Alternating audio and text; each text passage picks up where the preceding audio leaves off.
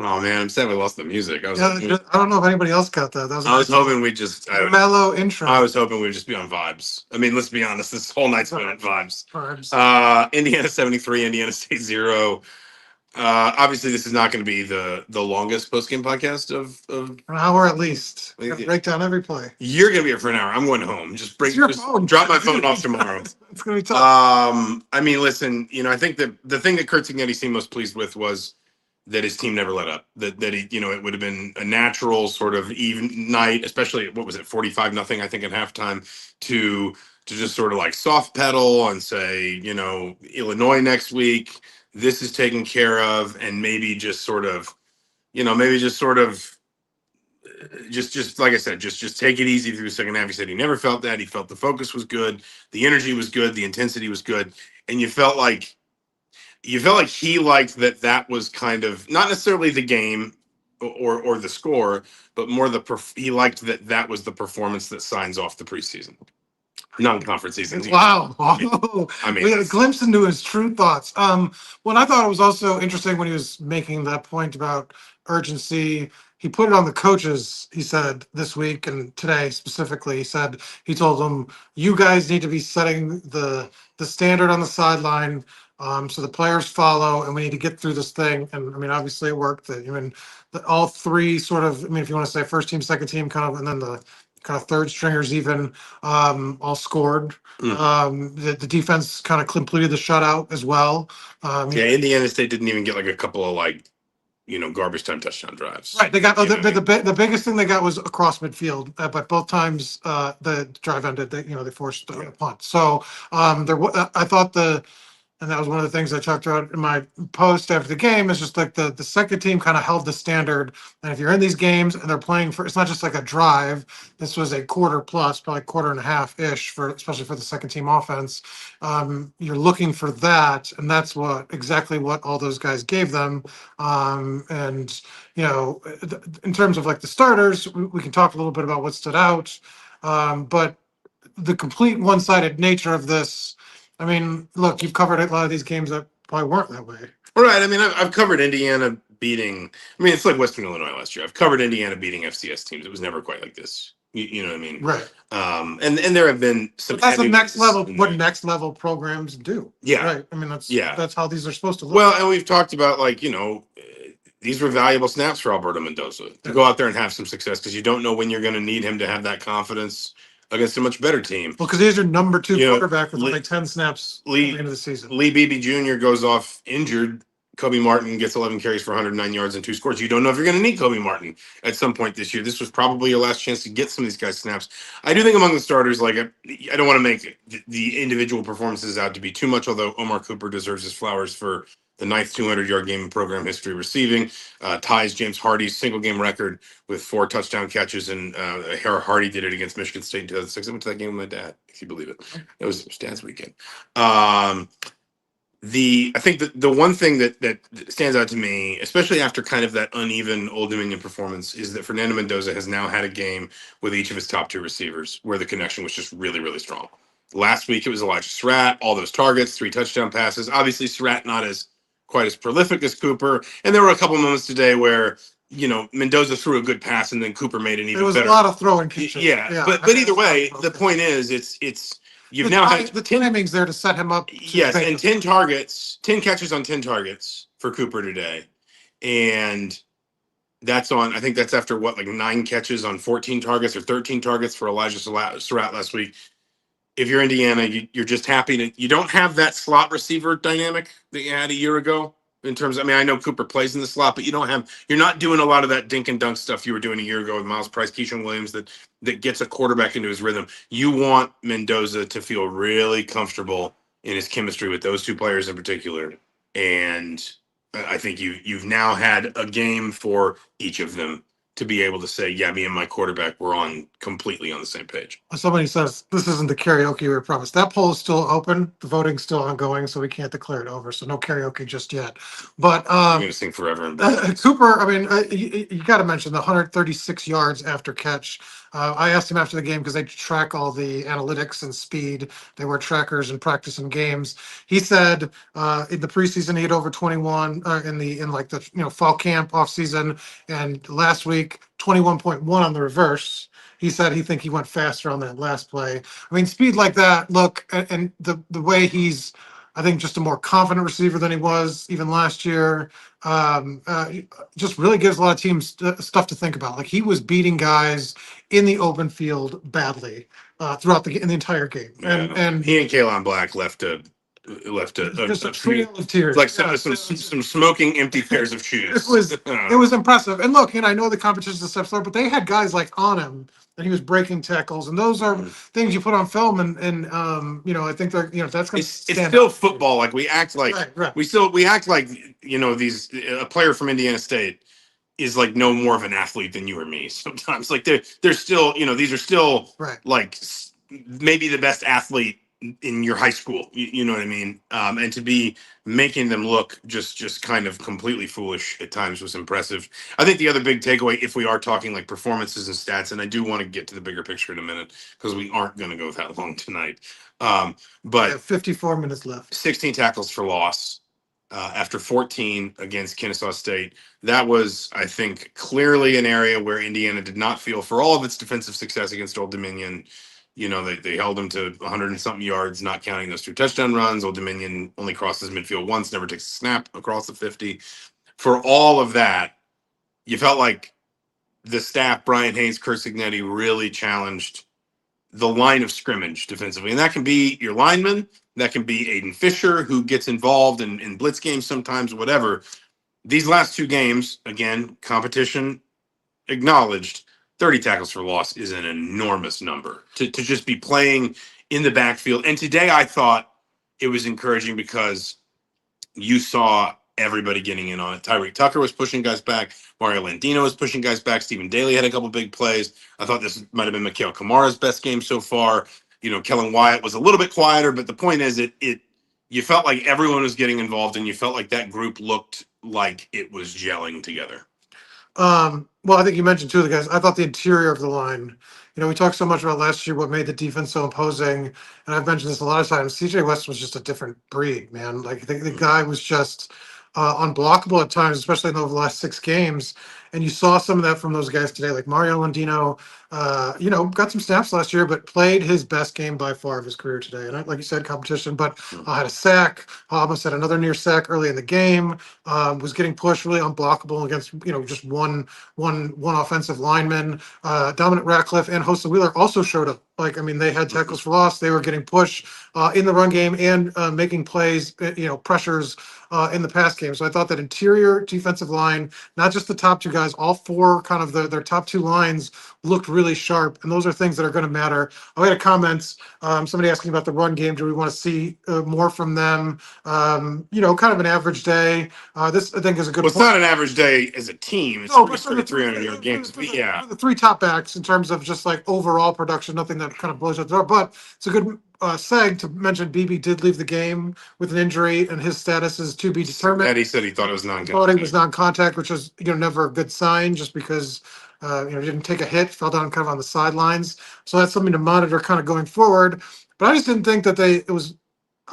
Look, I thought Mark Cooper said they were playing zone. They were not playing man to man. Yeah, I knew they could challenge them. I was going to say. I just think that was what the game. I think Indiana State. Indiana State was loading the box. Indiana State was running some run blitzes and some stunts early in the game. And then Indiana State, I think, just sort of said, we're not getting beat on the ground. And, to an extent, they did. They still had 301 rushing. They still averaged 8.1 yards a game. Yeah, but, I think Indiana State basically just sort of picked its poison. And tonight that was, if they beat us through the air, they beat us through the air. But we're not going to get run over the way Kennesaw State did, the way that, now, again, they did and they didn't. Kobe Martin has a lot of garbage time yards. That's valuable for him. Kurt Mallory can come back after the fact and say, listen, the game was long decided. We're not going to replace their guys too. Yeah, we're not going to look at that as some sort of systemic failure. But if you're Indiana, it's also encouraging that you can kind of transition back and forth between, hey, week one, pass offense not really there, so we're just going to run the ball, a bunch of explosive plays. We're going to boom, boom, boom the ball down the field. It's also, I mean, this is, I think, I mean, I know Kobe Martin leads the team in rushing, and I'm not trying to minimize what he did. The in terms of the starters, the main guys, it's now the third game in a row where it's a different one. It was Himby game one, led them in rushing. BB game two, led them in rushing. Obviously, we don't know his status. As you said, today was Kalen Black, 7 carries for 68 yards. Had some really good moments in the open field. So the point is, you also feel like you still have that diversity of skills. Maybe you lose something with BB. We'll see. Well, if there's a position they have some depth and could afford an injury, running back is probably one of them. Especially when you see Kobe Martin go out there and Because I mean, you tear still up have trucks. Hemby and Black, Yeah. to go. Like they're still 1A and 1B. So I mean, it's not like you're lacking. Like another injury at safety would leave this team. The couple you're looking at maybe a walk on or a freshman that hasn't played before. Running back, it's not that case. You never want to see anybody out long term. But I'm just saying that's a position where they're protected a little bit. One other thing we should mention that was interesting: the offensive line. Zen Mikulski gets a start today for Khalil Benson. Chris Ignitti said after the game, Benson was unavailable for the first half for violating team rules and regulations, I think was the phrase he used. A veteran guy that's been here before, obviously something that actually Kurt Ignitti kind of referenced on his radio show too, about discipline and demeanor in practice and different things. I feel like this is something that he's keeping an eye on because he's talked about having a lot of new pieces. This is the first time I think he's at least publicly mentioned somebody being disciplined and missing time in his tenure so far. I feel like it might have happened once last year, but I don't. I mean, obviously, if it did, it's not memorable enough to stick out to me now. I mean, I do think just in general, and I don't know if this is just part of his process or if this is something specific to sort of saying, hey, we're not going to get big headed after last year. There has been so much focus on last year's over. Nothing we did last year matters to this year. This is a new season. Even again tonight, his whole thing was 4 quarters of energy, 4 quarters of effort, 4 quarters of focus. That he wants this team, whether he senses something in it or it's just a coach's natural sort of response to, hey, last year we enjoyed like unprecedented success. Everybody wanted it felt good all year. Everybody wanted to talk about us. Everybody wanted to congratulate us. But the real great programs go back and do it again. They don't look at last year as good enough, essentially. What he's talked a lot about too with transfers, that he knew that a lot of the transfers they had last year knew the standard because they were from James Madison, his program.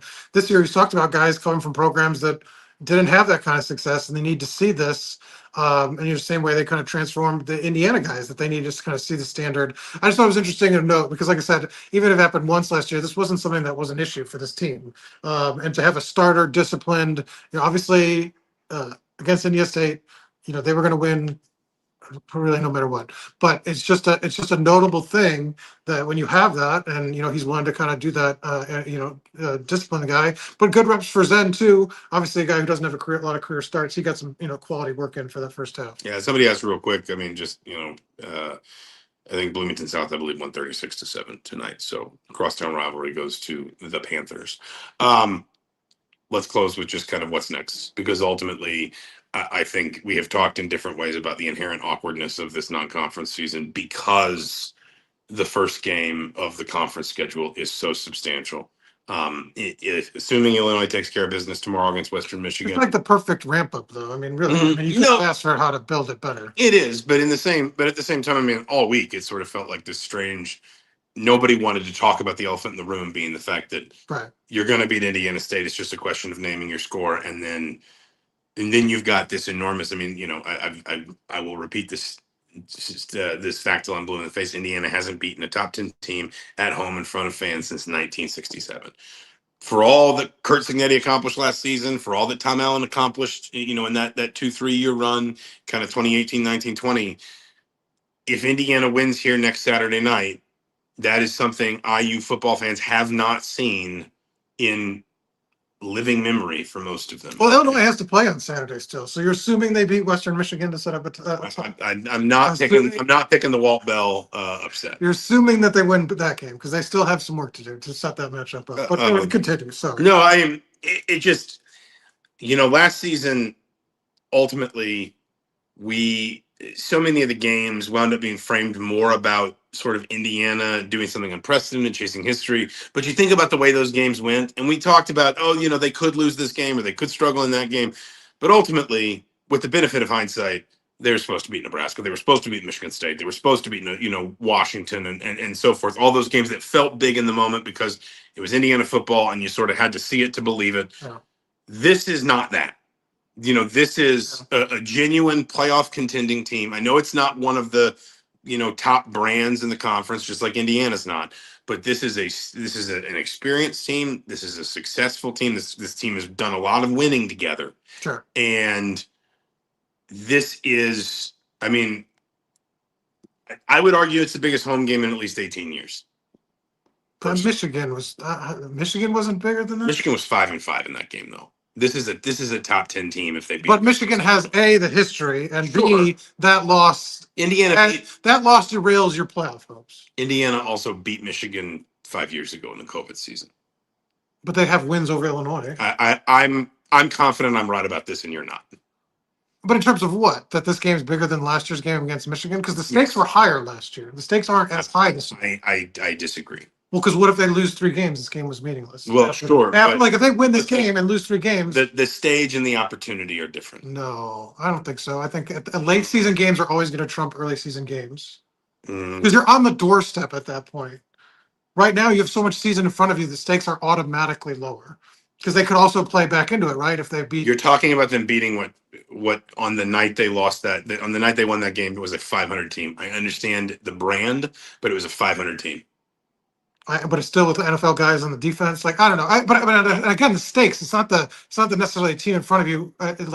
Yes, they were down that year, but I mean, it's not. We don't have to get super into this, but I just feel like the stakes are not as high for this game just because it's so early in the schedule. I disagree. Okay, agree to disagree. We'll see what the. I usually agree with Mike, but tonight, Zach. Yep. Let's see. Michigan wasn't ranked. You were right, Zach. I usually agree with Mike. But again, Illinois has to win tomorrow, so if it could all fall apart. It's a house of cards. Walt Bell. he spoils the revenge of Walt Bell. All right, let's call it there. We obviously will have a lot of coverage. HeraldTimesOnline.com, IndyStar.com/sports. John, I'm gonna like that's your boom. It's 4-1. We got a lot of interaction here. What you just kind of trying to stakes are higher. Look at that. These books I'm winning 5. Stakes are not higher in I'm game winning week 4 I'm winning than it 5-1. was when you're what were they? I'm winning 5-1. They're going for 10-0, right? I'm calling it here. I'm calling the judges. The judges are given. The referee has stopped the fight. No, the referee has stopped the fight. That's not how it works. You mentioned Walt Bell's mustache. He had shaved the mustache by the time he was on the. Yeah, I think. I had never seen the mustache. Really? Yeah. Oh, okay. Because you mentioned the mustache. It I was, had no idea. it was gentlemanly. I mean, that is fair to say. Was it like the curl? No. But I wouldn't be surprised if there was some product in it. Like it's like manicured. Yeah. Yeah. Not just like if I shaved my beard off and left this here. Like it was like bushy. It was like he looked like a Civil War general. That's what I'm saying. Yeah, like so it had some some volume to it. Yeah. So you liked it. Not the count. All right. For Mike. We're gonna leave it there. He's Mike Niziolek. I'm Zach Osterman. It's not going well for UCLA right now. They're down 7-0. And New Mexico is in the red zone. So that's maybe a game that won't have such mistakes. Maybe not. But we'll be back this week. Tons of coverage leading into Illinois. Of course, Mind Your Banners live midweek. Sorry it wasn't live last week. We had some technical issues. We might have to bump that up to Tuesday for anybody that follows. Okay. That's fine with me. TKO. Until then, we'll talk to you soon. This was an excellent end to the podcast.